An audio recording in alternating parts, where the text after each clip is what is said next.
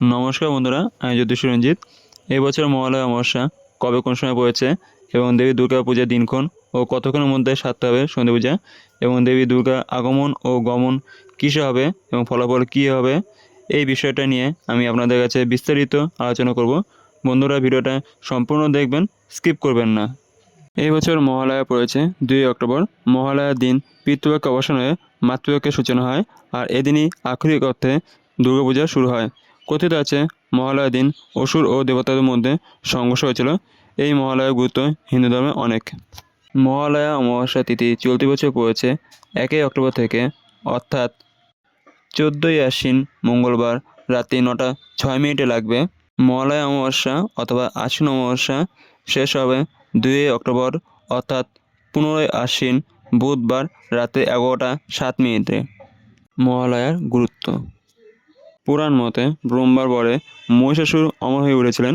শুধুমাত্র কোনো নারী শক্তির কাছে তার পাওয়া যায় নিশ্চিত। অসুরদের অত্যাচারে যখন দেবতারা অতিষ্ঠ, তখন ত্রিশক্তি ব্রহ্মা, বিষ্ণু ও মহেশ্বর নারী শক্তি সৃষ্টি করেন। তিনি মহামায়ারূপী দেবী দুর্গা। দেবতাদের দেওয়া অস্ত্র দিয়ে মহিষাসুরকে বধ করেন দুর্গা। এই জন্য বিশ্বাস করা হয় যে এই উৎসব খারাপ শক্তি বিনাশ করে শুভ শক্তি বিজয় করে। মহালয়ার দিন পিতৃপুরুষদের উদ্দেশ্যে তর্পণ করার রীতি প্রচলিত আছে। এই দিনই দেবী দুর্গার চক্ষুদান হয়। মহালয়া শব্দটির অর্থ মহান আলয় বা আশ্রম। এক্ষেত্রে দেবী দুর্গাই হলেন সেই মহান আলয়। পুরাণ থেকে মহাভারত মহালয়া ঘিরে বর্ণিত আছে নানা কাহিনী। 2024 সালে দেবী দুর্গার আগমন ও গমন কিসে হবে সে বিষয়ে বলবো।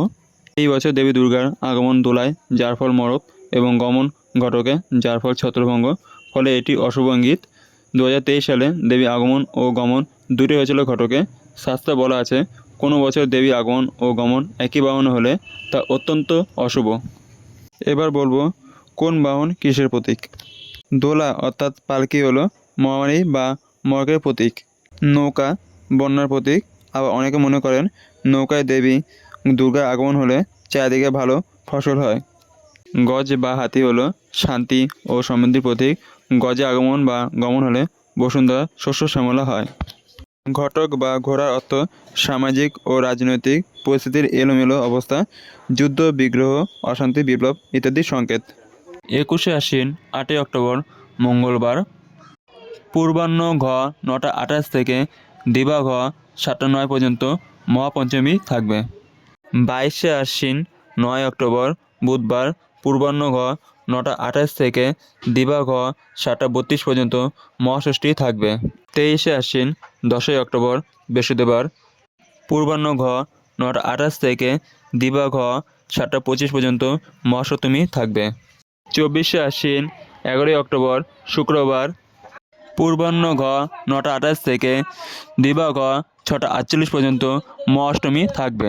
25 আশ্বিন 12 অক্টোবর শনিবার মহানবমী ও বিজয়া দশমী। পূর্বাহ্ন ঘ 9টা 28, মহানবমী প্রাতঃ ঘ 5টা 44 পর্যন্ত, পরে দশমীর শেষ রাত্রি ঘ 4টা 14 পর্যন্ত, প্রাতঃ ঘ 5টা 44। 24 আশ্বিন 11 অক্টোবর শুক্রবার মহাষ্টমী। উল্লেখ্য সন্ধি পুজো শুরু হবে সকাল 6টা 24 মিনিটে।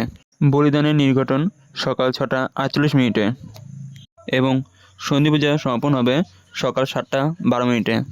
সম্পূর্ণ ভিডিও দেখার জন্য আপনাদের অসংখ্য ধন্যবাদ। ভিডিওটি ভালো লাগলে লাইক, শেয়ার আর আপনাদের কোনো মন্তব্য থাকলে কমেন্টে জানাবেন এবং চ্যানেলটিকে সাবস্ক্রাইব করে বেল আইকন অন করে পাশে থাকবেন। আজকে আমার ভিডিও এখানে শেষ। দেখা হবে পরের ভিডিওতে।